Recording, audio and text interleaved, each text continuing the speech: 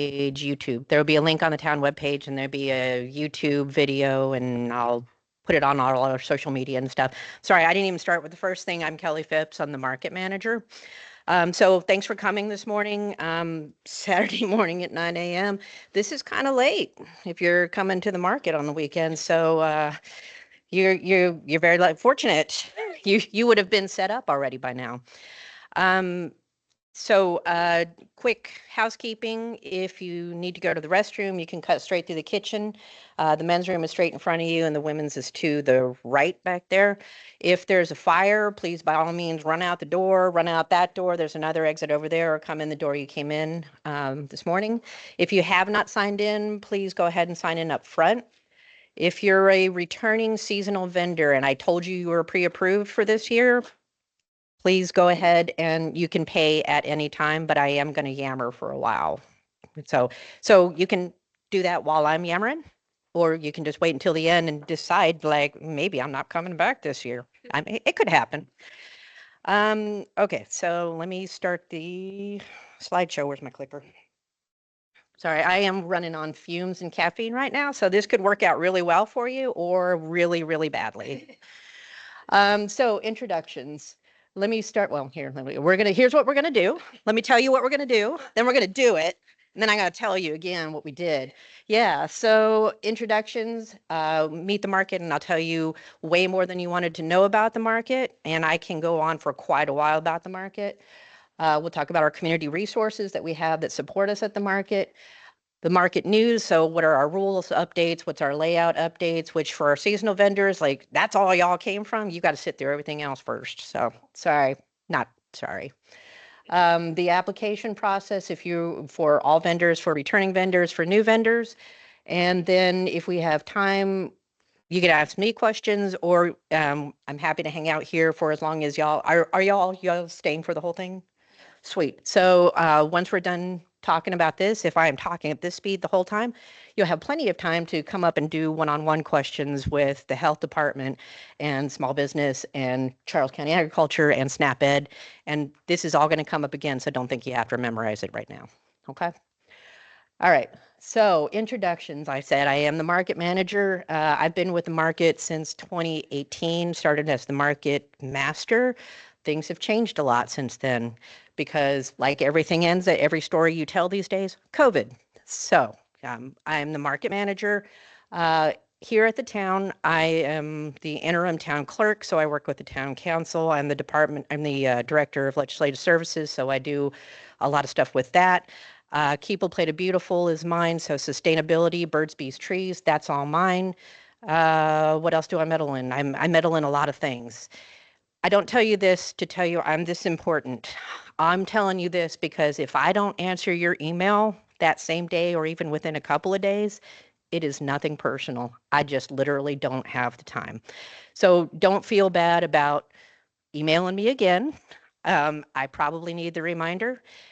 Text me on Facebook. I answer the farmers market page. I kind of answer the Instagram page, but that is not my best channel of communication.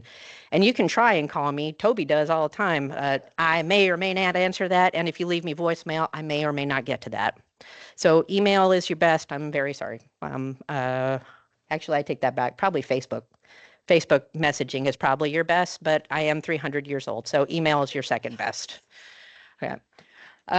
So our market staff, the lovely Shanoa Soa is sitting over here. She is our on-site coordinator. You're going to see her a lot more than you're going to see me. I say I'm not going to be at the market every market day. Somehow I end up there most market days. Wednesdays, not as much. Saturdays, most Saturdays. Shanoa also brings an extra volunteer, the Mr. Soa. And Robert will come around and you'll see him. And he's not here as regularly, but he's also on there. That is the entirety of our regular staff. So if you're thinking that we have a multimedia crew that's doing all our social media posts and making our videos, no, that is us. So if you don't see as much as you think there should be, I'm sorry, we are only us.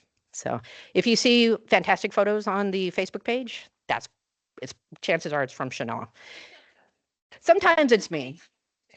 Sometimes, but you're there regularly, and when you're there at the market, we'll make sure that everybody gets a little shout out on there. Everybody gets a photo every market day. You get one. Okay. Um, our market committee, and we have an elected market committee from the vendors and appointed from the community. So today we have not Woody and not George. George, I imagine, is set up in a parking lot somewhere selling donuts. Woody is probably planting or raking or whatever, farming, doing farm things. Um, Lachelle is here. Well, Lachelle, where are you? Lachelle's over here with the fantastic category of other. So we have farmers and farm products, we have food trucks, and then we have everything else. So Lachelle has to get like a million emails from me about what about this? Do we have too many of this? What about this? Does this meet the guidelines? I don't think this meets the guidelines. I think this one doesn't meet the guidelines. She's got to hear from me all the time. So sorry, Lachelle. That's the gig. Our community representative, Jessica, right here. Jessica Conjour with SNAP-Ed, University of Maryland Extension, and Becca Carmichael over here, who's taking applications and fees, if you didn't hear that part before. But we do try to balance out all the interests in our community at the market. So if you are a vendor here at the market, you have someone you can go to so you don't have to talk to me necessarily. People find me threatening. I don't understand this, but all right, I'm like this tall. But I have heard that when a pet hits the borderline, I turn 6 feet tall. So you may not want to talk to me about it, or you may just want to talk and ask people about their experiences, other vendors about their experiences, and how did they resolve things? How did you tether 40 pounds to your tent? Talk to the other vendors. They have the best experience with it. I know a lot of stuff. Shanoa knows a lot of stuff. The vendors have the actual direct experience. And if you can't find Woody, who's the primary farm representative, you can talk to Cindy Bliss, who's sitting in the back there. She is our alternate. And if you can't find George, wait, this is from last year. Ron, you're it, right? I did not update this. You did not correct me on that. Ron is on point for food trucks. George is the alternate, but we will have vendor elections the third Saturday of April, and that may all change. So, but you can talk to any of the vendor representatives you want, to the community representatives. Again, if you don't want to talk to me, and that's totally fine, talk to any of the committee. Check with them first if you want. You don't have to talk to just your representative, is what I'm saying. Whoever you're comfortable with. Okay. See, that's 1, 2. Meet the market. What is our market? So many things. There are a lot of markets out there, and I'm not talking about farmers markets necessarily. There are a lot of markets out there that are just there to make money. They want to fill those slots and make money. That is not what we're doing. We want to fill the slots because it makes it a healthy and thriving market that people want to come to. But more importantly, we are a local farming outlet. We are a community event and a gathering place. We are a town-sponsored event, so that means that you get all the fun things that come with town codes and code enforcement. We're a tourist destination. We get listed regularly on Charles County's marketing, on their tourism marketing. We get listed I just had an email from Yelp of farmers markets in Southern Maryland, and we're in there, obviously. We've been in those readers, what are those called? Readers approved. They call it something else now. Best of Southern Maryland. We're in that all the time. So you think we're just a farmers market, bunch of farmers with produce? No, it's everything, and we do attract audiences from all over Maryland and other states. So it's not just right here, our neighborhood. We are also a small business incubator. My favorite thing is when somebody comes to the market and all they have is a table and their thing. And then the next week they have their table, the chair, the thing, and maybe a banner. They add a tent. They add a banner on it. Then they have their garb. Then they have it, and they have a bigger line. And if it works out right, we end up like Forge Dog Barkery, and they find a place in La Plata, a brick and mortar. So Michelle, you're like my poster child for how this can work. Um, you don't have to do that. You may not be in it for that. This could be a hobby for you, and that's totally fine. So anything you want to bring to the market is just going to make it a more interesting market for everybody. But like as part of the economic development for our town, I want to find a way to keep you and then keep you here in La Plata. So if you look at us, we are like a shopping center. We are like a shopping center in that we expect everybody to be there and make it look. I mean, I was just at the mall recently, and I had not been to the mall for a long time because there were so many empty gates and people were just erratically there. And I'm like, why am I going to come to this? So we try to keep our market full, and that's why we end up with a lot of rules about attendance. Because if you're there regularly and your next door neighbor is not there regularly, that's going to affect your neighbor's business. So then we have to make rules. And we're up to 6 pages now. 4 different reasons. We are kind of a homeowners association, so all our rules are to make it a welcoming place for everyone. If you look through our market rules and our mission, all of that is to make it a welcoming place for everyone, for the vendors, for our visitors who come. We do have people who just come to walk around, and that's totally fine because if they keep coming around, guess what? They're going to become your customer probably. And if not yours, they're somebody else's. And they're bringing their friends and they're your customers. So it is worth it to be nice and cordial and welcoming to everybody. It's a learning experience. We do have a lot of people who come to our market for the first time, having never had a small business. This is their first time doing it. And like I said, they set up a table and it's like everything is new for them. And it's so exciting to see that. And then as they go along and they talk with their fellow vendors and they learn things, they're going to build on that experience. And again, poster child, brick and mortar. Um, you're going to feel like if you're a new vendor, you're going to feel like you don't know anything. You don't, of course not, but everybody was new once. Everybody had to figure stuff out. And every year we figure out new stuff. This is how we got to how do you tether specifically 40 pounds to a tent, because if you have 40 pounds of weight and you don't attach it to the tent, it does not help the tent stay down. That's a thing that we've learned the hard way. Broken windshields, broken tents. I had 3 my first season. So yeah, that's how we get to tethering 40 pounds. Local government, this is as local as local government gets, is having our elections within the market, people volunteering to serve on the market committee. They don't get paid. It is a thankless job. We've had so many really interesting experiences on the committee. We could tell you so many stories. But we want to resolve those problems at the lowest common denominator, at the lowest level, before we have to take it to code enforcement. If I got to take it to code enforcement, I feel like we did not succeed as a market community. So we try to work that out at the lowest level possible.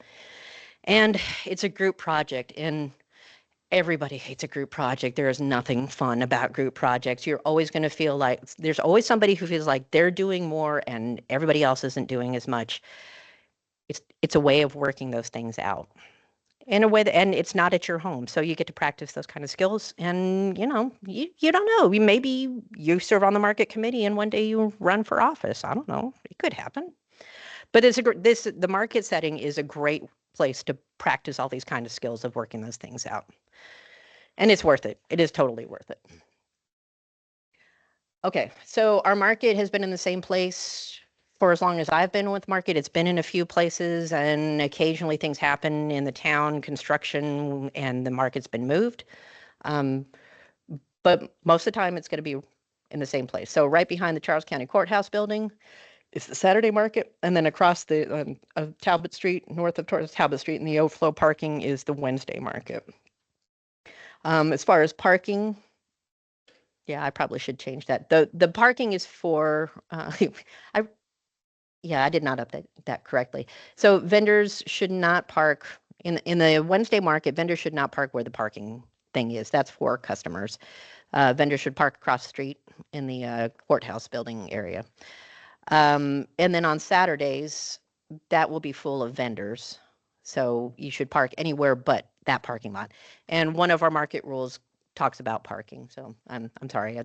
This is what happens when you last minute an update. We'll talk more about the parking. Our market layout. This is one of the things that we've changed this year. So I think every year I've been with the market, we've done it differently. I don't know that we've done it the same 2 years in a row. And that included COVID. So this year, we're trying a new thing, and this came out of market discussions and talking with vendors. If you're going to be at the market every weekend, or at least on a regular basis, as much as I can fit you in there, you're going to be on seasonal full-time vendor spot. And that's if you, this side of this drawing is Washington Avenue, and then there's Talbot Street on here. So that's Washington Avenue, and where the parking sign is, where the handicap sign is, that's where the full-time, sorry. Yeah, yes, please, Vanna, please point on the screen. So where the full-time vendors are going to be is where that parking and handicap is on Washington Avenue. Yeah, right there. So that'll be the full-time vendors. That's going to be the core of the market. So if you are in the seasonal part-time and daily vendors, like we have some seasonal vendors who come once a month during the season. So it's seasonal, but not really. You're not there all the time. You're probably going to be in the seasonal part-time and daily vendors area. So that'll be on that side. So on the bigger side. What we're hoping that's going to do is having the core market on one side is everybody who's coming to the market is going to come that way. And the part-time vendors are going to have the best possible exposure to everybody who is coming to the market. That's our hopes. And we'll see how that plays out, and we'll see what our customer counts show on that.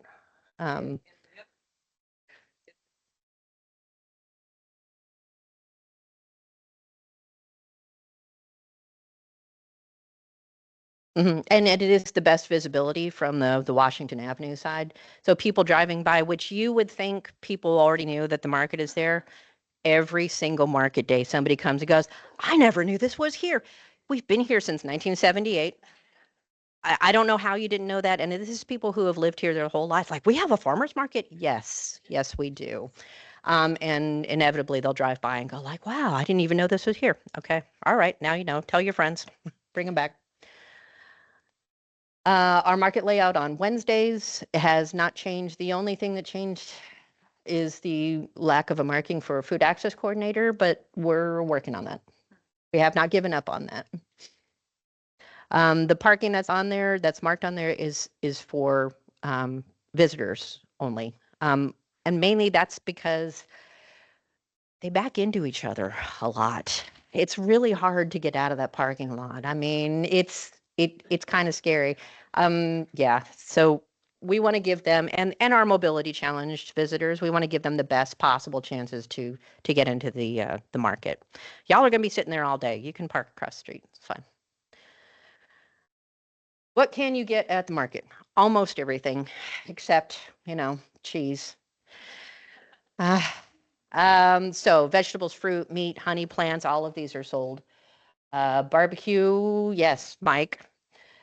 Shaved ice donuts. I was like, are these wrong? No. Donuts, coffee, cold drinks. Lempira is, I hope, coming back. We've also heard from Shaka Brew. I hope they'll be joining us this year.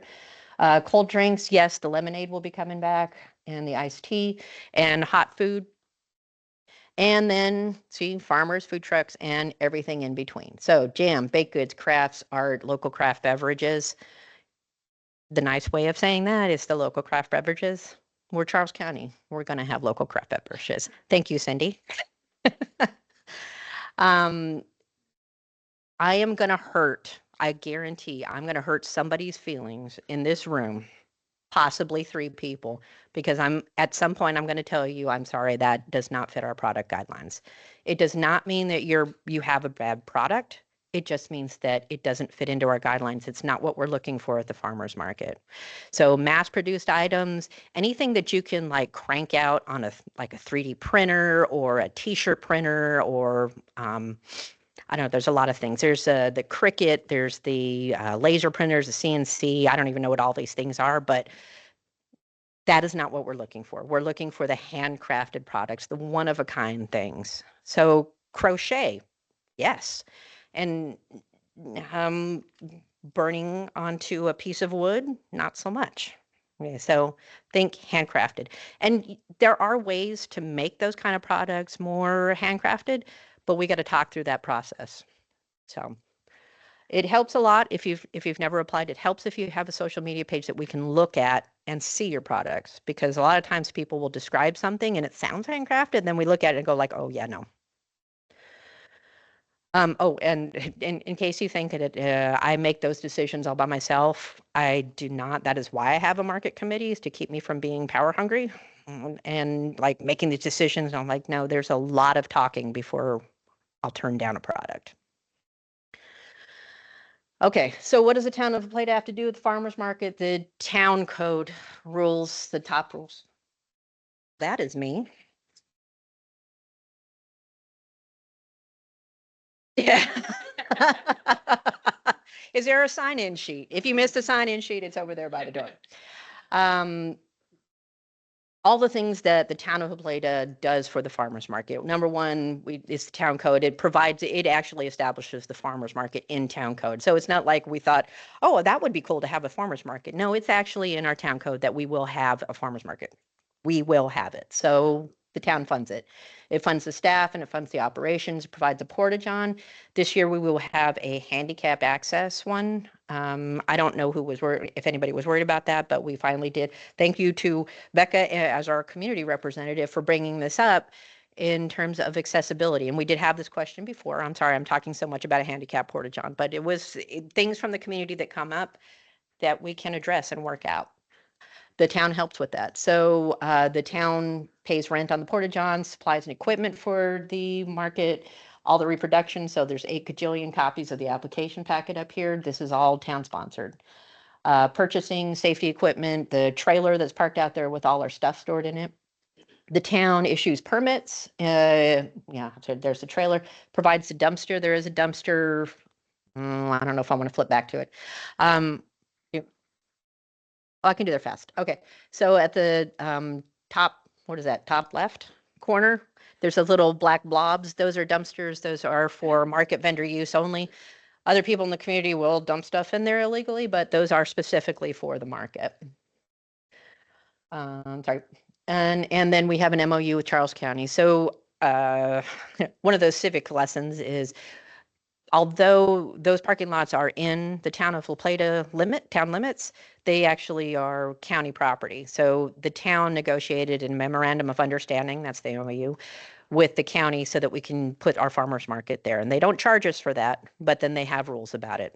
And then we make some rules. We come to understandings about other things like having a portage on and taking up parking at the parking lot. They agreed to that. And I'm like, okay. All the things that affect our market. We have the market committee meeting to talk over things and advise me on things. The market vendors, we take input from the market vendors through the market committee, through the on-site coordinator. We will take input any way we can. When those experiences come up, the input that we get from our market vendors and the market committee, we look at the rules and see, does that fit the rules? Do we have to amend the rules? Does this change the rules? We have done that many times, and holy cow, so many. Like, and then market volunteers. So like Robert coming in, and we don't get a lot of market volunteers. If you know people who are looking for ways to volunteer, we have a pretty healthy schedule of activities that we would love volunteers for. So if you've got high schoolers who are looking to help color or run games or paint pumpkins, by all means, send them my way, send Shanoa's way. We'll figure out how to get them employed. I will sign off on hours all day long. Community resources. We can't do anything. I don't know everything. I've heard a lot of things and I've forgotten a lot of things, and inevitably, and I don't know anything without my phone. You can tell it's connected to me. So when I've come up against something that maybe has changed or maybe I remember it wrong, I am going to reach out to the resources who actually know this stuff. And you should also feel free to reach out to them all the time. That's what they're there for. So this rule that I knew in 2018 got changed by this federal rule that came down to the states, and now it's like this. And we go like, oh, okay, well, then we're going to share information and go like, did I read that right? Because one of ours was a Food Safety Modernization Act one, and I'm just like, this is too much. I can't know all this stuff. This is where I go to the Department of Health. So community outreach, I said we had a pretty healthy schedule of things that we want to do this year. If you know of nonprofits that their mission does not conflict with the market's mission, we can find a space for them to come to the market. We do limit their visits to one Saturday and one Wednesday in the season, so they got to be really selective and like get the most out of their opportunity, right? We have some activities planned. Our community regularly comes to us and says, we would like more activities for kids. I'm like, I don't have kids anymore. I don't do kid stuff, but we do try to get that. And people who will volunteer, and people always say they want to volunteer for that. We just need them to actually like follow through. We would be happy to support at more activities. We do need more volunteers. Live music, we've had the House Sparrows come in once a month, but we are looking to have that a little more regularly. So if you know any local musicians, by all means, send them our way. We don't have money, but we also have sponsorship opportunities. So we do have a ukulele jam coming in for Hawaiian Shirt Day. They already agreed to that. They don't need a sponsor, but other musicians, and it's only fair to pay musicians for their time and their skills and, you know, all the time that they put into learning how to play their music. They can come and we'll see if a local business would like to sponsor them. There are lots of businesses out there that don't have products that meet our product guidelines, but they could sponsor a band, for example. So let that marinate. And then we have all these things that affect us: federal laws, state laws, county laws, the town code, and budget. There's just stuff we can't do because we just don't have the money for it. That's everybody knows that, and that is even, I think that's harsher this year than it has been for many years. I spent 4 days up in Annapolis during just a couple weeks ago, and the word on the street was all budget. It's all state budget and how tight it's going to be. And I know everybody's watching the news and everybody's talking about how tight the budget is. They're not kidding. It's hard. It's hitting hard. Okay. One of the fun things that came out of our market committee is the certified grower program. And this was new last year. And then we figured out how to do it. And then if you are a certified grower, which means you are growing 100% of the produce that you're selling, you get a cool shiny flag for the certified grower program. That is for visibility, transparency, and to help our shoppers who really want to know where their produce came from. More and more, they want to know who's growing their food, how it's being grown, where it came from. This flag is meant to help them find those people. And if you have ever tried to grow a tomato plant, it's hard. It is so hard. So imagine then growing hundreds of tomato plants, enough tomato plants to feed our community throughout the season, and then grow 8, 10 other products also at the same time. Farming is so hard, I can't even wrap my head around it. So I am so happy to pay people like Toby and Cindy back there for her flowers, and where our farmers, they work so hard to keep products coming all season long. So this is meant to support them. All right. We, I think that's it. I don't.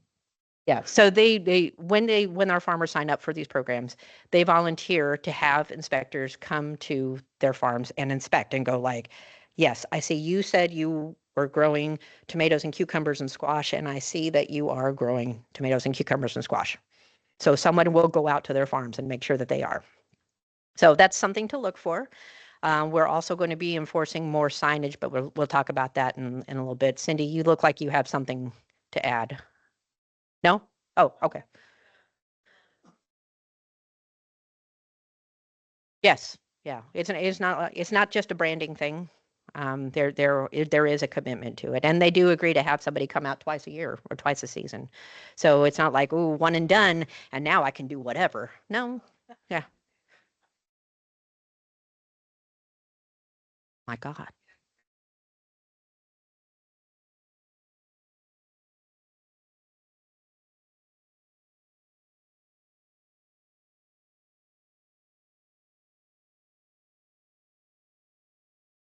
And so another housekeeping thing, if you have your phone ringer on. Okay, see, I knew you had something to add. I can't remember everything. Seriously, this is why we crowdsource our knowledge. I can't remember everything. Okay. And so this is the part on our agenda where I stop yammering at you and let other people talk to you for a while. And I'm going to make a rule right here on the spot. I'm going to say we're going to limit it to 3 questions per speaker. And at that point, we cut you off. And if it's a question for the group, if you have a very specific question about your individual product, please save that for afterwards for one-on-one, because you're going to want to talk that over a lot. Okay. So, all right. Let's go first with who's first? Jessica. I heard the three, and I thought you were about to say 3 minutes. No, no, no, no, no. I would never limit people to talking. To talk. Yeah. It might actually take me 3 minutes. I'll try. Okay. I'm not trying You can from there. to talk a ton. And mine is a bit more specific to folks, so I don't want to bore everyone else. But I'm Jessica Conjour. I am part of the University of Maryland Extension. I'm part of our SNAP Ed program, which is a nutrition education program that's focused on lower income or limited income folks, right? That's the kind of SNAP part of it all. As Kelly mentioned, I am part of the Farmers Market Committee. So she mentioned the votes. You'll be hearing about me about that. You'll be hearing from me about that in the coming weeks. But today, or at least right now, I have my SNAP Ed hat on. So this is going to be focused more towards the folks that have SNAP eligible products and mainly farmers. But I think some of the things can be can really resonate with a lot more people. Um, so ultimately, in terms of farmers markets, we look at food access. So we're trying to I'm the fruit and vegetable pusher mainly, but basically our overall healthy foods, we're trying to get more folks to have access to those. One of those ways we can do that is through benefits acceptance. So many of you have seen Maryland Market Money at the market. As Kelly mentioned, it's also in the rules. This is a little bit of a transition time. Things are a little wonky, but we're still trying to have that program going. So what does that look like? Or how can you be a part of that? Well, if you have fruits, vegetables, anything that's not heated food, basically, but that is food related, you can be a part of that. If you are interested in accepting SNAP or sorry, guys, I am talking all in circles here. Let me back up a little bit. So Maryland Market Money, we still want to be part of the market this year. We're going to give you updates with time as that goes. In the meantime, if you would like to accept SNAP as a vendor, we have a few options coming up. There are the Maryland Farmers Market Conference is coming up next week in Annapolis. And then there is also another event. It's in Cecil County, but you can do it virtually to apply for SNAP and have somebody walk you through that process. So if that's something that you want to look further into, those resources are there. Additionally, many of you probably received this lovely handout from me. I was sort of just slipping this to different farmers throughout. If you are interested to know what what folks can buy with all of these different benefits, we have this awesome little chart here that has visuals, everything on it. So even if you're just curious, you don't sell these items, go ahead and grab one, take a look. I have many copies if there's one that you'd like to have at your table to show folks what they can purchase with those. All right, and with benefits, I'm going to shift over to signs, right? The biggest thing, we're at a table. We really want to see, you know, kind of from afar, you want to be able to see what's going on at the table. What can I pay with? What have you got? So we want to be simple with signs. One way, if we're talking about benefits, right? We've got some lovely big signs that say, hey, you can spend Maryland market money here. You can spend SNAP here. You can spend FMNP here, which is our Farmers Market Nutrition Program. So these signs are great. I have these for free for anybody that wants to utilize them at their table. So signs and visuals. I'm a big visual person, so this is very helpful. So signs are a great way. Another thing, signs with each of our food. So this is mainly for our produce vendors, right? Something very simple.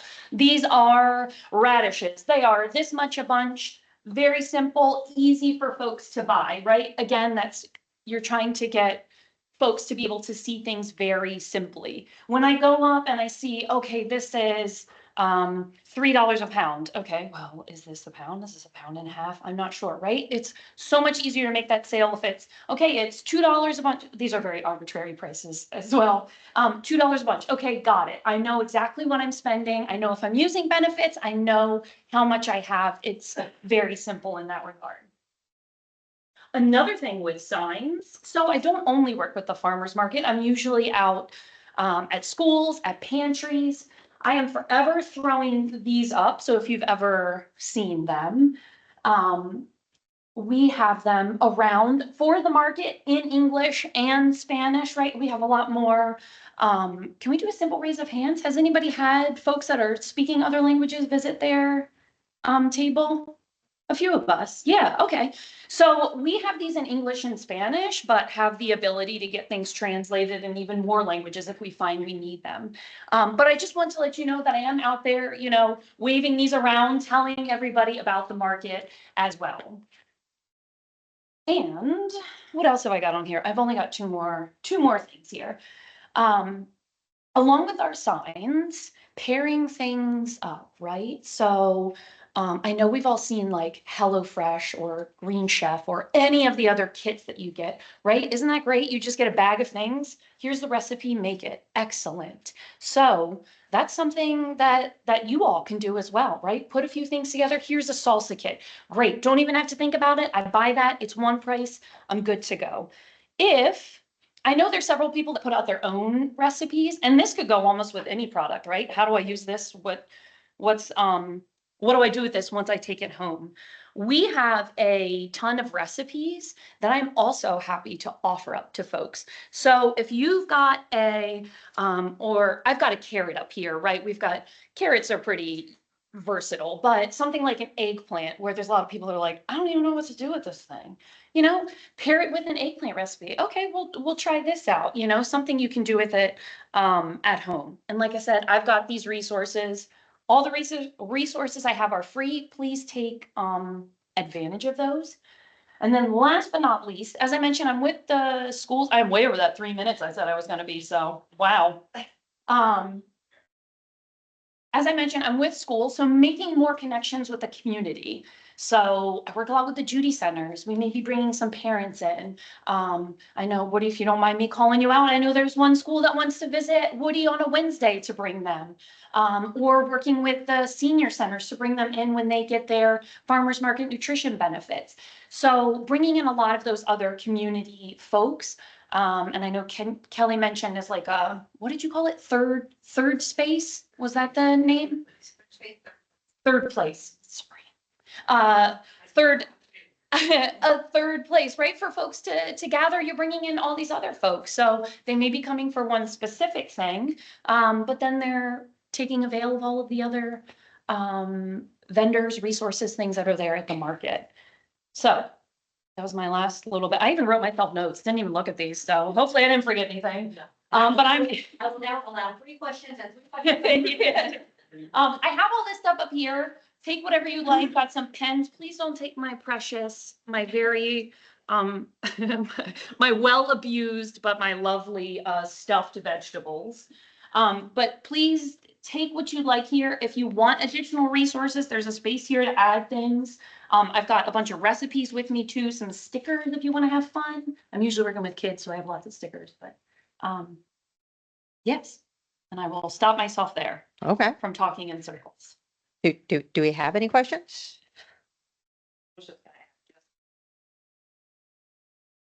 Oh, yeah. Thank you. This and so much more. Thank you.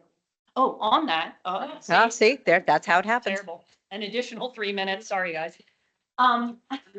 Yeah, I did want to note that as part of this job here, as well as the community rep, we wanted to highlight, kind of do a food of the month. So I'm going across all 5 food groups, but really highlighting some seasonal foods, some different things, fruits, vegetables, but our grains, our proteins too, or dairy, if we ever get the cheese, I don't know, but I know there is at least milk.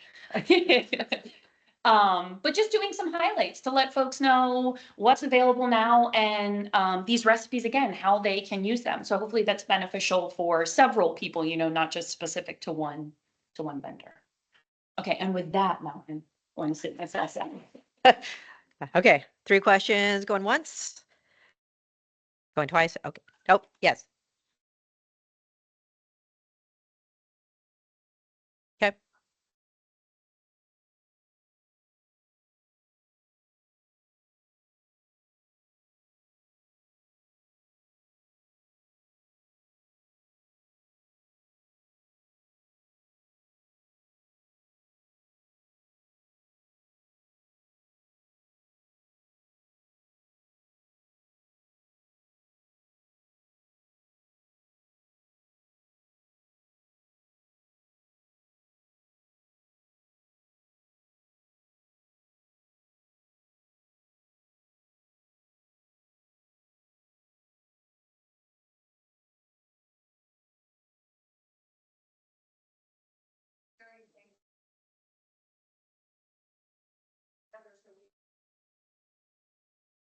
So none of that's going to register on this microphone. But what I heard was we need to take a field trip out to Pondview Farms. Is that did it, or am I'm misinterpreting that? So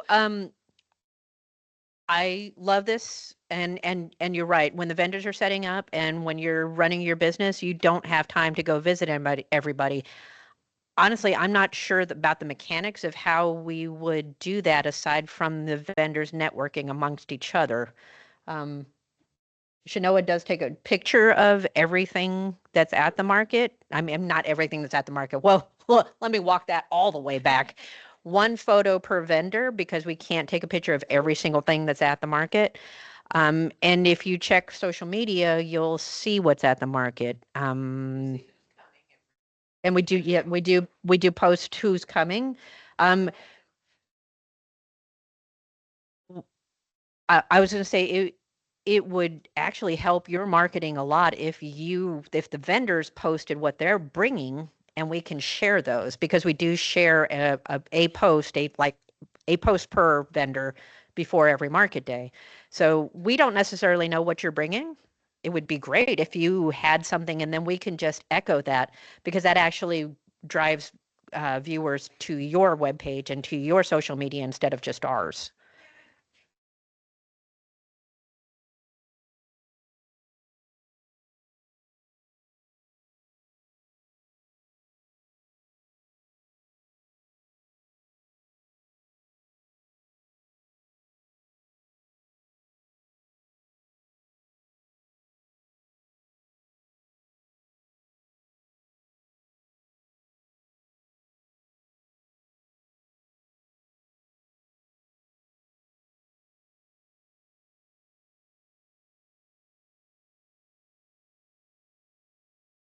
So Sydney, if we had volunteers who wanted to go visit places and see these kind of things, would that fit in with economic development?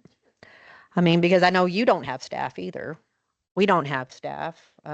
So if there were people out in the community, perhaps even like CSM students or high school students who are working video stuff and who would like to go out on site and do those kind of promotional things, I think that would be amazing. I don't have that time. I'm going to be late answering your email, so I'm probably not going to come out to your farm and film. No, I love it though. Or if you filmed it and spotlighted the things that you felt like were important that should be, and we could figure out a way to do that. I love me some Canva. So there's probably a way.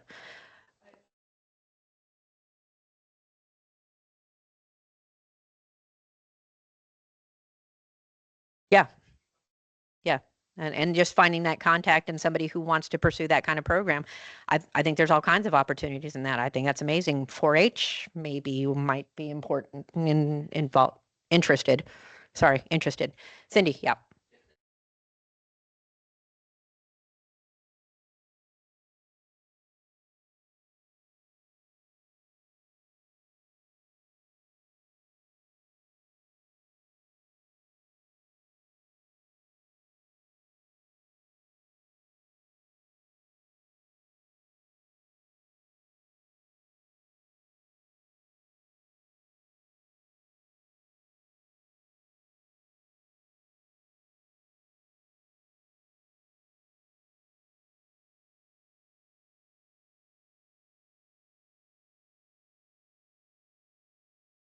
So quick summary of that, Farm Bureau, you don't have to be a farmer to be in Farm Bureau. If you support farmers and rural agriculture, you can join as a member also and support through sharing of social media, which is easy and free and fast.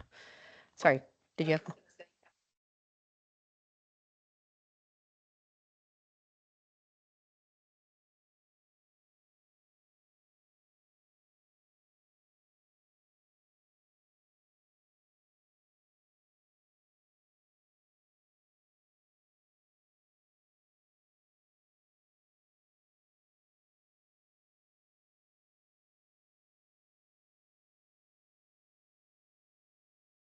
Share that on social media, Wednesday and Saturday vendors. So that would be an opportunity to talk as much as you about what it is to be a farmer and like how important it is items locally and all of that stuff. But so look for that because we are thinking about ways to advertise seasonal certified growing program and just get more people. So I think face to that is going. Also, I'm just saying, like Cindy was saying, sharing each other. Like I see on social media all the time, like Shogi's not here, but she's so good at that. Like Tom's not here, but he's so good at that. Saying I'm at the market. Come also see Woody. Come also see Fondview. Come also get your flowers. So that networking is really valuable because you're not only reaching your clients, but you're reaching their clients too. I say clients, I mean social. Uh, and I'm not sure how much of that got recorded on here, so I'm just going to sound like a parrot for a second.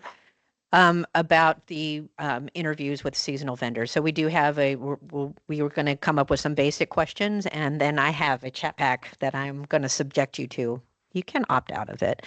But we do want to spotlight. We've talked for years about spotlighting our seasonal vendors, and so we're going to look at doing that now that I have Bluetooth microphones. Yay. Okay. All right. Charles County Agriculture.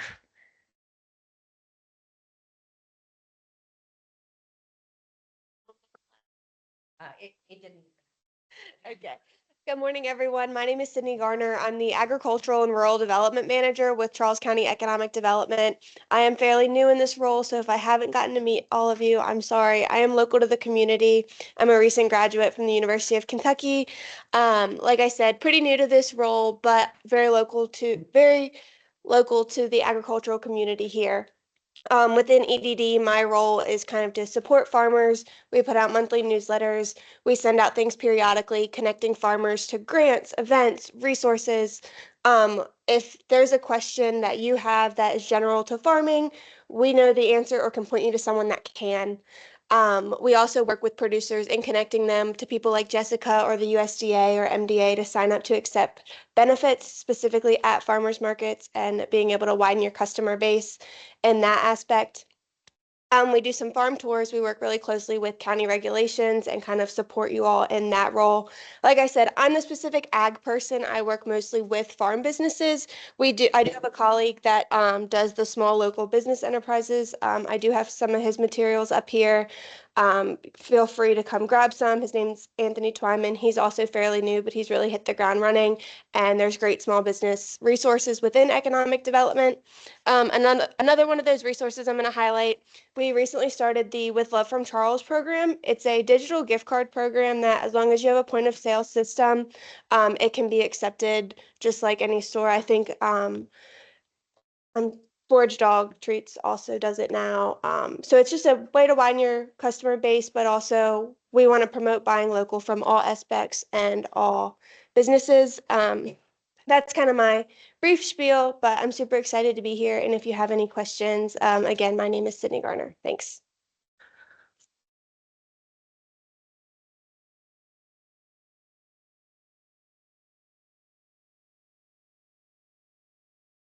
I took it right off your page. I didn't Thanks. create anything. So, no questions for Sydney? It's easy. All right, Bill. You ready for me? Is it recording okay? Yes, you're. They can hear me? Yep. Good. Hi, my name is Bill Hitte. I'm a business consultant with what's called the Small Business Development Center. First, I'm going to give you my series of what I'm going to go over in this real quick few minutes. So I'm going to talk to you about SBDC. I'm going to talk to you about some business organization stuff, which we had a lot of conversation about last year. Also talk to you a little bit about marketing, and that's why I stole some things from her, and I'll tell you why I have them. So the first thing is SBDC is a nationwide program. We have regional hosts. College of Southern Maryland is a host. I'm actually a full-time college employee. My primary role is business consulting. So we work with people that are starting, buying, selling, contracting, closing, all that kind of good stuff. Everything we do by consulting by federal regulation is no cost and confidential. And there's a report, and we're going to come back and talk about the business stuff here in a minute. But so I'm primarily Charles County. I do have clients in about 6 counties right now. But I'm the primary consultant for Charles County. We do have a full-time consultant in St. Mary's and a full-time consultant over in Calvert. So we're all hosted by CSM. So again, primarily we're available. I'm only on campus probably 10% of my time now, because usually I'm either out visiting businesses or meeting with people electronically. So just so you know that. But talk a little bit about organizational structure. In their packets, which I learned last year, is the nice checklist of all the stuff that you need to provide them. You see them nodding their head, okay? So for those of you that have been through all that, not a problem. How many of you have not been through this process before? Cool, okay, good. Hey, there's nothing wrong with that, but I just want to share with you a couple of things so you know. Basically, what you're looking at when you go in and start doing stuff like this, your trade name needs to be registered with the state of Maryland. If you have a legal entity, you need to make sure that that's registered and in good standing. Okay, the good standing status is actually due for April 15th. It probably will not be extended this year because of what she was talking about, the old budget story. They want their $300 from you. It was extended last year because of the Key Bridge collapse. They punted it, but they're probably not going to extend it this year. So make sure you get that stuff taken care of. If you have not registered a trade name or anything like that, make sure you contact us. Again, we can walk you through that process. Let me give you an example. Cindy Garner Enterprises, LLC. She goes out, but then she says, Cindy Garner's Produce. 2 different things, okay? Whatever's on your receipt is what the public knows you by. Whatever your sign is what the public knows you by. If you're using that name or a different name than what your legal entity is set up, you really need to register that as a trade name. 2 reasons for that. Number 1 is recognition. The other thing is for tracking. Okay, so customers will go back in and look for certain things from you. So that's really, really important. That's the cheapest thing. Registering a trade name is the cheapest thing Maryland offers right now. It's $25 and it's good for 5 years. Okay, so it's really easy. If you're operating as a sole proprietor, you can own a trade name. So therefore, you really want to do that. Sole proprietor means you're not really a legal entity. All you're going to do is just operate. We can talk more. I'm going to be here afterwards. If you want to talk more about that, you can. A lot of you folks, I know. I'm also somebody who walks through the facility. I walk through there. My complication is I'm coaching my granddaughter's softball team over in Fairfax, Virginia, and they play on Saturday mornings. So, but my wife comes down here, and of course, I've been doing this business consulting thing for 25 years now. So I know what I'm looking for. I know what I like to see from people when I'm walking around. And a couple of things I wanted to transition from that business stuff. Before I get to the marketing stuff, I want to remind you, there is a bill that second time it's been proposed to charge 2.5% tax on business to business services. Okay, if that passes, they're hoping to get $1 billion off of that. Just telling you, okay? Washington Post did a feature about it. All right. Good, bad, or indifferent, that probably would not be implemented probably until October, even if they put it in the budget. However, you as business owners have to understand, you pay somebody to make your sign, you pay somebody to make your business cards, you pay somebody to be consulting for you, you pay for your tax accounting, you pay for your record keeping, that's all going to be taxed. Okay. Now, again, the challenge is last year we talked about business ownership, BOI. That was a thing that was mandatory. It's now gone sort of by the wayside. But this time you need to make sure that you're aware of whether that happens, because that is going to be a significant additional cost to the small business owner. All right. I have no idea where it's going to come out. It was in the budget. It was proposed last year and it didn't get through, but it is proposed this year. It was not really part of the governor's budget. There were two other legislators that put identical bills in both the state and the Senate. So that's going to end up going to committee and we'll see. But I wanted to make you aware of that because, again, we all are under pricing pressure and cost pressure. But those things, there's a laundry list. If you go in and look at, Maryland proposed tax on business to business services, you'll see a laundry list of what they're proposing to tax. Okay. So I wanted to make sure that you're aware of that. I don't care where you stand politically. We're talking business. Real business. Okay. Let me transition over real quick to the marketing side. And I told her beforehand I was going to, she did her Vanna White moment. You all are static people. Right now, you're just sitting. You're looking at these signs. You're not moving. Are your customers moving through the market? Yes. Okay. Which sign can you read easier? Are they both exactly the same? This one. Why? It's darker. You got sun outside, right? It's darker. How about the size of the font? This is not something for you guys to read. However, when people are walking through like me, I'm walking about how far from your booth to where he is, in between each one of those. I don't care what it is, but so I'm looking and I'm going over and I'm saying, okay, how big is the font? Is there too much information? Okay, this is not to be handed out, for somebody to see from 20 feet away. She's got to talk about it. We talk about those things too, because I help clients do that. But I wanted to make sure you're aware. Colors make a difference. Background makes a difference. Placement makes a difference. I know last year, even after this, there were a few people that made some changes. I didn't know that. It was interesting. But a lot of folks use the chalkboards, or you use something else that's more customizable.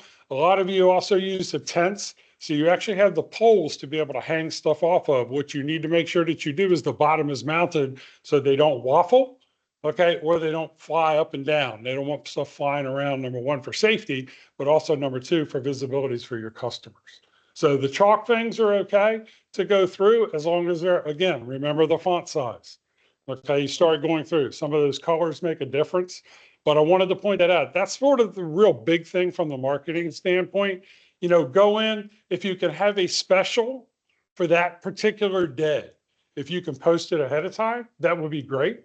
All right, just giving you a little tip and hint. But if people walk in and see that you have something different that you're focusing on, that gives them a reason to come back. That's where you get into that group of returning people all the time. So if you're only periodic, that's okay. Just make sure that you try to go through and say, hey, I'm going to be there this Saturday and I've got this special thing. Okay. Interact with your fellow compadres. I know you get a chance, and that was a really good question about walking around. That is the biggest challenge for any small business, even businesses that have retail storefronts. Okay. It's really, really hard to be able to go in and talk to your neighbors when you're trying to run your own business. So, the challenge is to go out be professional about what you do, make sure that you put forth, make sure that the customer can understand. And what other thing I would tell you to do, which well, again, I forgot, if I want you to read this, what I want to do is have something big here, and then I'm going to sit this and put that right in front of it. So I can go through and put information, boom, arrow pointing down, and then have these guys for somebody to come along and pick up. This is what I do. Unfortunately, our lucite holders, these are what, $7 or $8 now, I think. All right. We have several of these in our office, but we just changed offices on campus. So these are all boxed up because we haven't gotten a storage facility yet. But that's how we do these. These handouts that I have would always be sitting out on the table with the pieces in front. So I'll be here afterwards. Really appreciate your time. If you have any questions, whatever, I know you get 3, but I'll be around. That's it. Yeah, no more. I only get 3, but I'll be here. Seeing none, we can just swap that microphone over to that. Plop it right over to the. Scott County Health Department, and just so you know, I did put all that in. Okay. there. So when Thank you you. need me to actually, you don't need me to change it. You can change it on your own. Good morning, everybody. My name is Kelly Wilkey. I work for the Environmental Health Services Division of the Charles County Department of Health. We work with food for everybody who brings food to the farmer's market. The only thing that doesn't really require a license, you have cottage food and you have whole vegetables and fruits. Whole vegetables and fruits do not require a license from us as long as you're not cutting it. As soon as you take that knife and cut it, you do require a license from us. Cottage foods also do not require a license from us unless you're doing something that's actually not cottage food. So the other thing that a lot of people come to us with is, can I cook food in my home and serve it to the public? The short answer is no, except for cottage foods, true cottage foods. Any foods that's prepared in the home that includes pupusas, pancit, any kind of beef, anything like that, anything that's hot, anything that's cold. Oh, thank you. Sorry. That does require a license. You can't do those things. Now, cottage foods. What is considered cottage food? Your baked goods, your cookies, your brownies, your cakes, depending on the toppings of your cakes, would depend on whether that would be cottage food or not as well. Certain icings are not cottage food. Buttercream icing, royal icings, they're not cottage food. That does require a license, whether it goes on a cookie, whether it goes on a cake, whether it goes on a cupcake. Any of those things do require a license. Your bagels, your brownies, your cookies, your cakes and things of that nature, that's all considered cottage food. Now, I have also printed little things on the back of this card. That's the website for Maryland Cottage Food Regulations. So if you want to look that up, I also have it on there. You're more than welcome to. But also I have the temporary events application website, which is on our website for that. So what is not cottage food? We have parfaits, banana pudding, pies, pumpkin pie, sweet potato pie, meringues, banana pudding, anything that is topped with fresh cut fruit, that is not cottage food. That does require a license. Now, as far as temporary food permits go, unlike Mike and Ron, they have permanent licenses with us. If you are doing anything other than cottage food, you do need a temporary food permit. That does come through us. I know you wanted to speak on that as well. Sure. Hi, my name is Nadia Kendall Diaz, and I'll be going on to temporary events because I'm one of the inspectors that will come through and check out your facility to make sure that, or your setup, excuse me, to make sure that it meets the requirements to be a temporary event. So the big thing with temporary events is that you have the proper setups.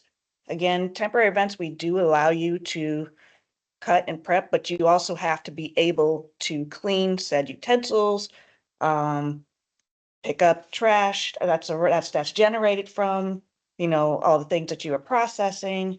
And most of the time, if you already have a food truck that's associated, all those things are already happening. If you don't, and you're in a tent setup, and I understand sometimes that could be difficult, but the thing is that you have to be able to protect the food. And what do we mean by protect the food? We want to make sure that cold stays cold, hot stays hot, clean and sanitize. Okay, those are the big things. Other things like, vermin control and stuff like that, that kind of comes with the understanding. But those big three things, hot, hot, cold, cold, and clean. Okay. With the temporary event, we do have, again, all the guidelines for you. We will, and as EHSs, we will help you design, in a sense, for lack of a better word. Like if you have questions like, hey, is this acceptable? Or, I have a smaller tent, what can I do as an alternate? We will be more than happy through our interview process to make sure that you have everything to make you successful and safe, because those are the two big things that we want you to be when you're out there selling food. So generally, I am the point of contact that people will reach out to when they're first wanting to do this. I do have business cards up here. We do have information, and I do have this printed on a piece of paper if anybody is interested in taking that. And with that, I'm ready for questions if anybody has any. No questions? And we will be here at the end as well if anybody wants to come up and talk with us afterwards as well. Yes, ma'am. Yes. Yes.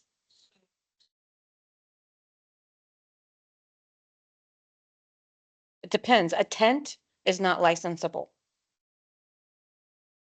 So we, and generally like a concession stand or something like that, depends on where the concession stand is located and whether or not they have hot and cold running water, it would not be licensable.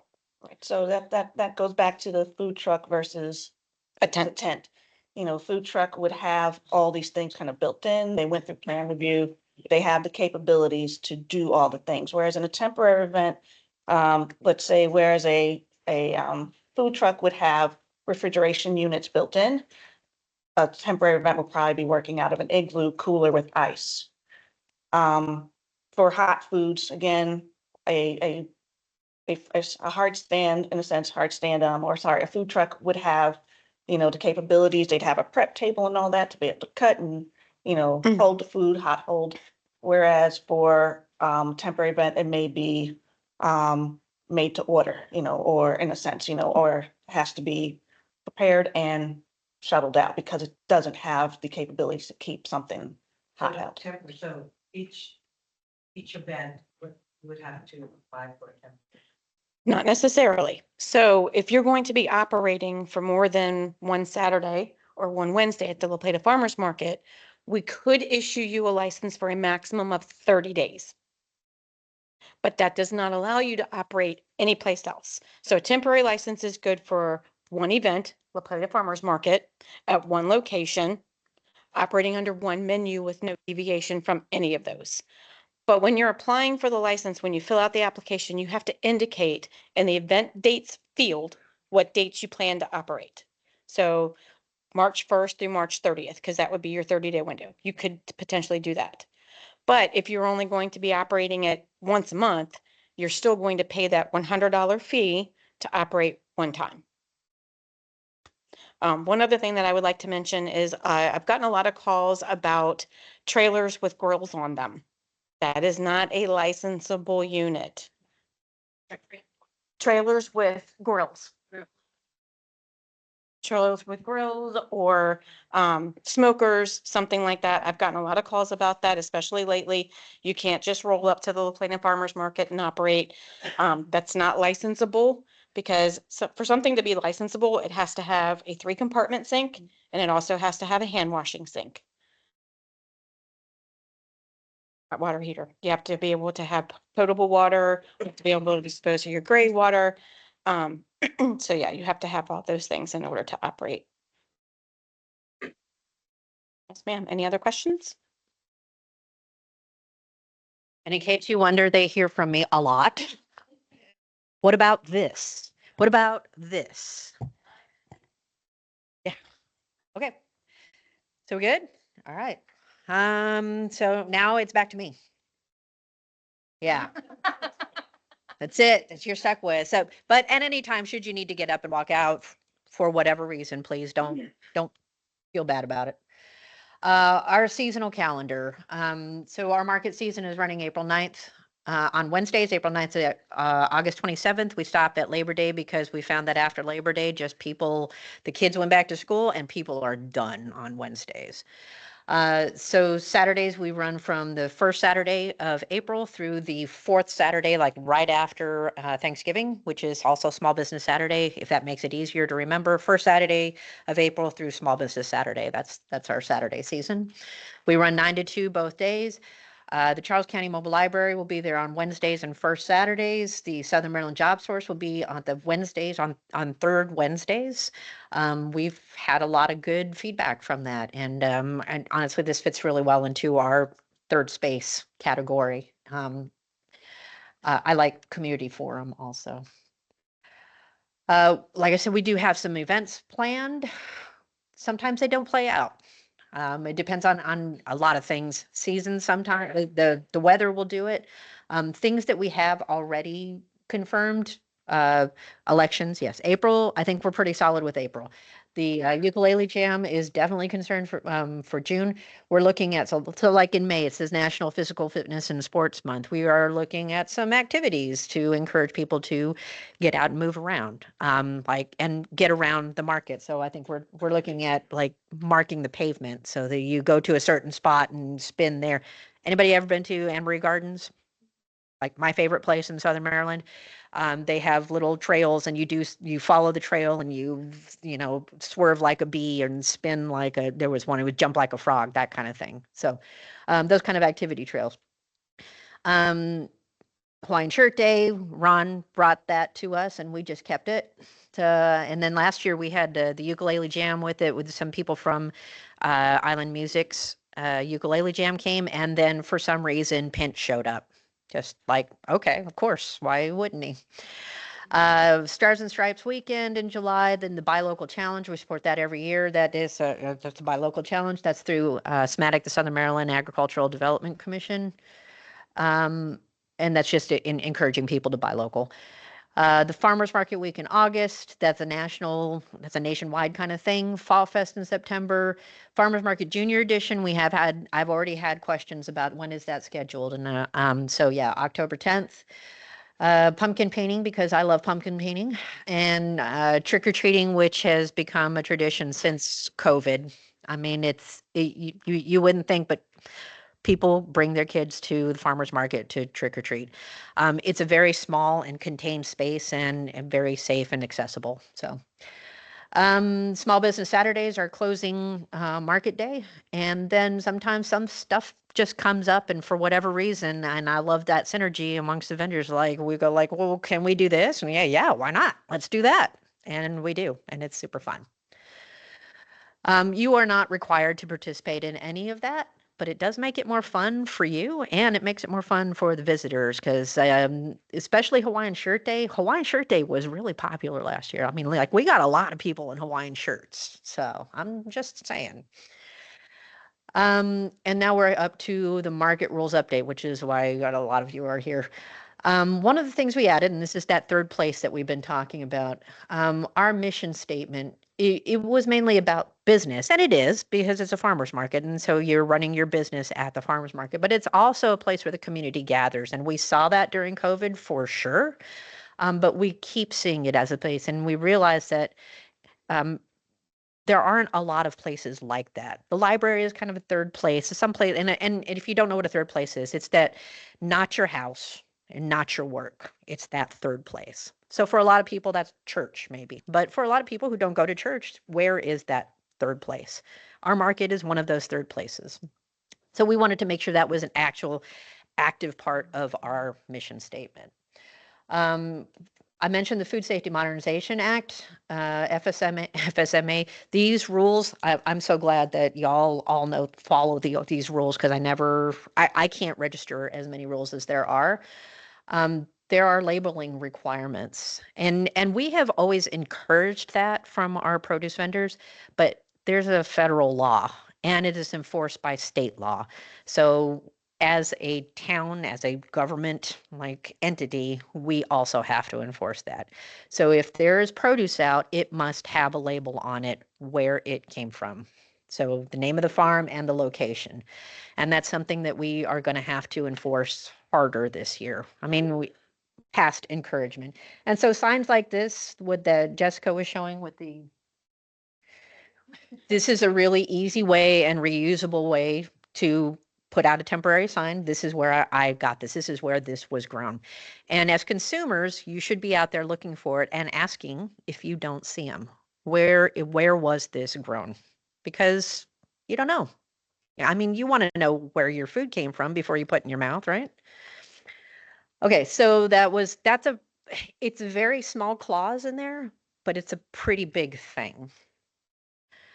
Parking, I mentioned that we had changed the parking policy.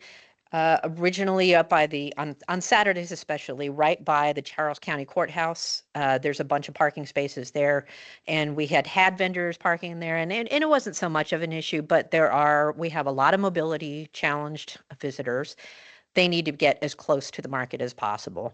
And also the parking spaces right along the wall are reserved 24/7. I think they finally have signs up there now, but they are reserved 24/7 for people who are serving, I forgot what they're called. Anybody knows who serves the court when they have to processors. No, there's a certain word for it. But anyway, they have to come pick up like court documents, and they have to deliver them, and they work all through the weekend. So those spaces are reserved for them only. A lot of people park there, and I'm not parking enforcement. I'm not going to ticket them, but as vendors, we can not infringe on their space. So we just make it easy. Just don't park there. Park across the way on Talbot Street, or over in the courthouse building, or the government buildings parking lot. There's plenty of parking over there. The certified grower program, there's just a little one to say that we now have our cool flag. And if you are certified, then you will get a flag, and that's all.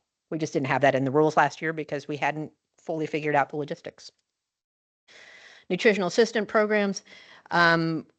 If you are accepting SNAP, FMMP, Maryland Market Money, we'll get back there. We will get back there. We will mark you on the market layout with a special symbol so that people who use those benefits know how to find you. It's a convenience for them, but it's also a little boost for you. So if you are thinking, is it worth it for me to get certified for FMMP or SNAP or whatever? Yes, it's gonna be worth it for you. And it's something that you can market also. This is a service that you can provide to the community. It's a little bit paperwork hassle, but totally worth it. Maryland Market Money, all that yellow stuff. Maryland Market Money for us is all up in the air. We are working on it. We're very close to resolving our issues. But there are some technology challenges that we're looking at, and we do want to get it all together. So we're not requiring that SNAP and FMMP eligible products, that those vendors must accept Maryland Market Money until we can figure out these technology challenges. But we'll probably go back to that being a rule. So just so you know. The other thing that changed, well, for right now, the fees are what they were. We run by fiscal year, so whatever the fee was at July 1, 2024 is still valid until June 30th, 2025. July 1st, 2025, the fees may go up. I'm warning you ahead of time. And I think this is right. What this doesn't reflect is there is a slight discount if you are a seasonal vendor for Wednesdays and Saturdays. So it's $210, right? I think if you're a seasonal vendor on Wednesdays and Saturdays. So how do you apply for this? You're in the home stretch now. Do your homework. Check with Bill. Check with Kelly and them. Whatever it is you want to sell. If it's food, you want to ask an expert, do I need a permit for this? Do I need a license for this? A lot of times we can answer that and go like, it's probably going to be yes, because if it's cottage food, okay, but is it cottage food on this list? And there's so many rules, but there are a lot of resources out there, and just getting you pointed to the right one is a lot of the problem, a lot of the challenge. Not a problem, it's a challenge. We do have a lot of those resources listed on our webpage. I link things all the time. I share things all the time. As new rules come out, if I'm aware of it, I will share that out. But as a business, you should be paying attention to those yourself. So do your homework and Do you need a permit? Do you need a license? Does your product fit our product guidelines? And we're very specific. There's some flexibility in our product guidelines, but it's all spelled out in our market rules as to what we will accept easily. Some of the things you might have to come ask me. I mean, and we'll figure out how to get there. My hope is that we will get you to market. It is not to prevent you from coming to market, but to get you to market. So how do we get your product to meet our guidelines? Read the market rules. There are so many of them and they cover everything from your products to what time you got to be there to how long you got to stay there and when you got to get out of there, because we don't want to stay there all day either. Also, once the market closes, because you need to be out of there within an hour of closing, that reverts to Charles County. So there's a whole jurisdiction thing. Visit the market. I am stunned at how many people apply and have never been to our market. If you have friends who are going like, yeah, maybe I'll just apply, have them come to the market first. We're there we take applications all season. There is no rush to get one in at the beginning of the season before the market is even opened.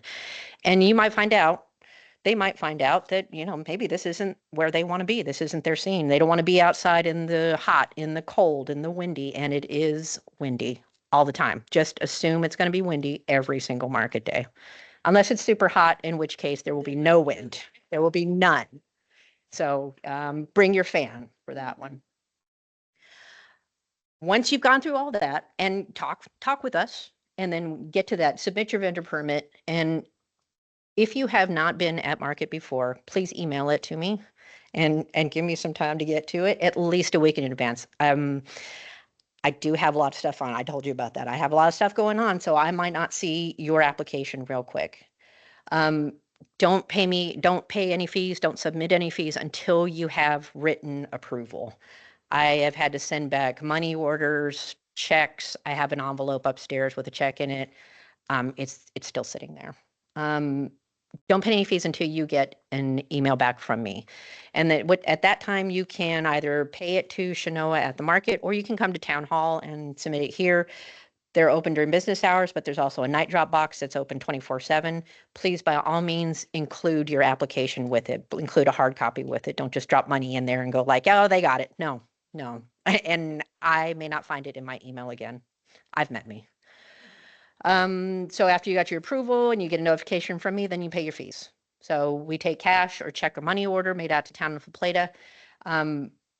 Unfortunately, that's all we got right now. I keep hammering about how come we can't take credit card or any kind of PayPal, Venmo, and any of that. My treasurer is getting sick of me asking, but we're getting there. We're getting there. It's on our radar. So pre-approved vendors, if you don't have any changes to your schedule, like it's just the same thing as was last year, you're not a problem. Come over here. You can submit your application and your fees if you have them. If there are any changes, please tell me about it first. I have a number of vendors who've emailed me and said, we want to do this. Okay, I can work that. But you got to let me know ahead of time, because otherwise I'm scheduling you with the same way I did last year. For new and daily vendors, please do not submit before March 21st. We're going to take applications from our returning vendors first. We'll lock in all the spaces and see what kind of space we have left after that. And then I'll start looking at daily vendors. And that is like a Rubik's Cube of scheduling people. So if I can't get you in on the day that you want to be there, and it happens sometimes because we have this product balance that we look at in the committee.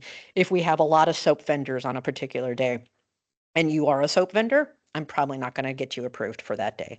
But the next weekend might be better. And there's not as many soap vendors that day. So then I can get you there. So try to have a little bit of flexibility with your dates if you're not going to be there every weekend. And there is a chance for every product that you won't get approved. That's it. It happens. So you can email that application, like I said, to me, and do not submit the fees. I'm not sure how many times I've said this, but please do not submit fees until you have approval, written approval. Okay. So we told you we're going to tell you. We told you a bunch of stuff, and now this is what we told you. I will take more than 3 questions, but you probably have questions for one or more people at these tables. Does anybody have any questions that you can think of right this second? I know the pressure of it. Yes.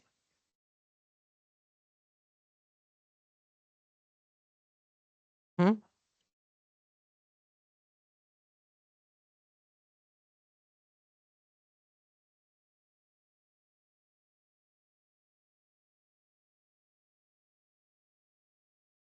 So the question was about certifying meat for the certified growers. No, we have not made any progress with that. That is something worth talking about again. And because we are not experts in meat, we would need to talk with you and see, well, how would we verify that? Because we don't know. And Woody?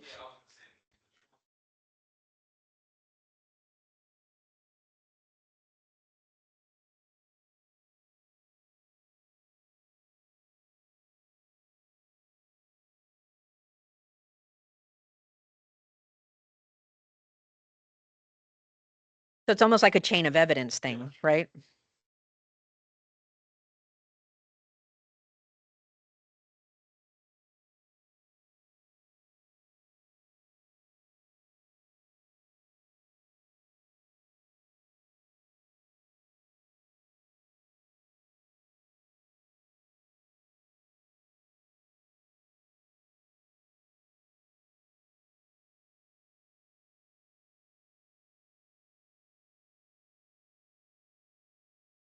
Yeah. So this is what we need input from vendors because we don't know about this process. So.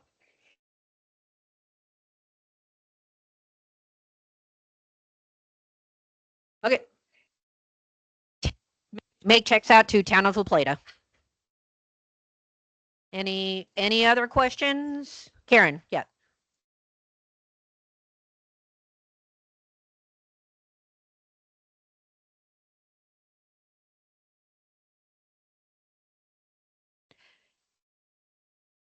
Okay, so other people might want to hear this question about how often you market if you're a seasonal vendor. So part of our thing, and I mentioned small business incubator. We have a requirement for vendors to be there every weekend or to be there as much according to the dates that they're scheduled. Sometimes, and if I could get the chatter to drop a little bit. Sometimes you can't be there because of life every single weekend. Totally understand that. If you need to have some kind of alternative schedule, like first, third, and fifth Saturdays, or second and fourth Saturdays, or first and third Wednesdays, we can work around that. If you can only be there once a month, if you're going to be there more than, I think it's 6 times, if you do the math on it, $25 per Saturday, and the seasonal fee is 140. So add it up. If it's cheaper for you to be there once a month, am I saying this right? Am I even saying this right? I'm losing my chain of thought. If it's less than the seasonal okay, wait, here we go. Okay, do the math on how many times you plan to be there. If you're going to be there more than 6 times in a season, it is more cost effective for you to pay the seasonal fee and only be there once a month. And this is part of helping your small business get started. Now, it may be that you don't have a lot of cash up front, and that this is totally fine. So like figure that out. Or you just can't be there more than once a month. Totally fine. But if you need some kind of alternative schedule like that, please talk to me first and we'll figure that out. Okay? Did any of that make sense? I'm like, in my head, it makes total sense. Yes. Wakanda quilts, right? Yeah. Okay. Gotcha. Yeah.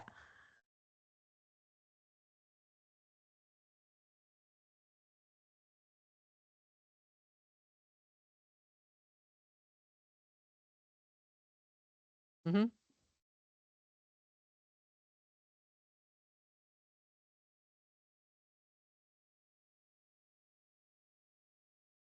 Okay.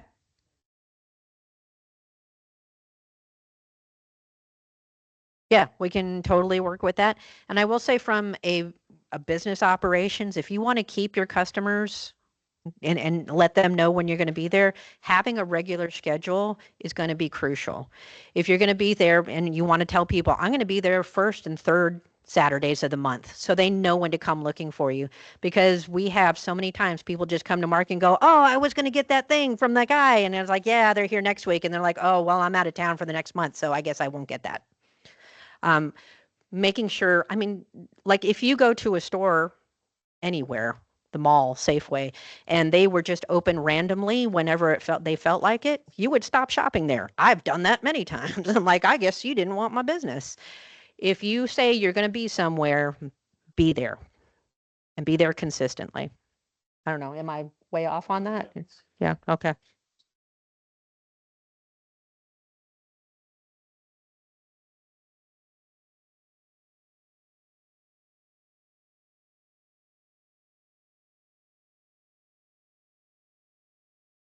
Also, the more changes you make to your schedule, I can guarantee I'm going to mess you up on the layout. I'm not going to have you on there, or I'm going to have you on there and you're not supposed to be there. I'm doing a lot of juggling. So please have a little patience with me. Okay. Any other questions? Okay. Yeah, I'm not taking any questions from you, Ron. Okay, so if you have any questions for any of our presenters, please feel free to come ask all of them. Otherwise, thanks for coming.